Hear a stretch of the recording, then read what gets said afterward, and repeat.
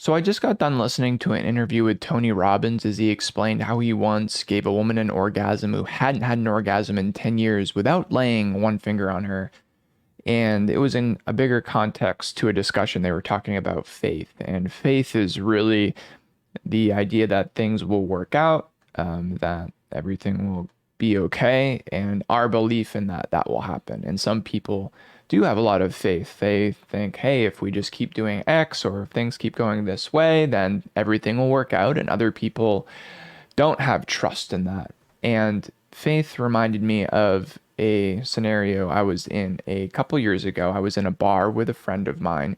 There was a really drunk, annoying guy around us and being very obnoxious. And I didn't see it at the time, but a big wad of money fell out of his pocket onto the floor.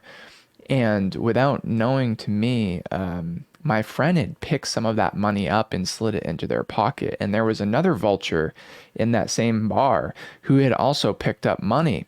And again, I didn't know this at the time, but my friend and this other vulture, they were basically getting up in each other's face, and that guy wanted to fight my friend. And he wanted to fight my friend because he also saw that he stole that money and he wanted the money for himself. And when I figured that out, I said, wow, like this is crazy. First off, people fighting over money that's not even theirs. But secondly, it really made me think about my friend. And well, I can't believe that they would do this, because when I saw that they would even consider that, it just kind of took my breath away. And I thought about it a lot. And fortunately, I was born with a genetic mutation called CRT, which means you can't remember shit. My dad has it, my brother has it. And I had not remembered that moment for 2 years. But I find that for whatever reason, I've always been somebody who forgives really quickly. And I think it might be because I am forgiving and I have faith in people, but I also think that I just have shitty memory.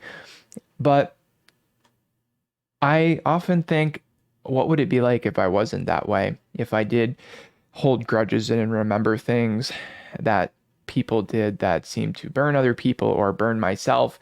And I don't know if I have a if I would want to live life that way, but I know a lot of people do. And I guess I just tell you this story because the friend that did this, I forgot about it, and they learned from that mistake. I could see the look in their eye when they were telling me, the shame on their face.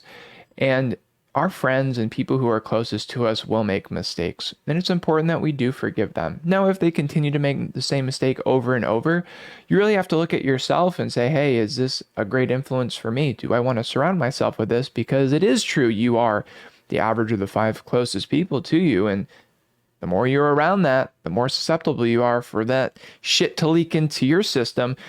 But what I would challenge you to do is have more faith in people and give them chances and really try and steal my superhuman gene of CRT, can't remember shit, because I think it is something that has been really beneficial for me. And I think also it'll let you live life more peacefully if you find that you are really upset and disappointed in people a lot of the time.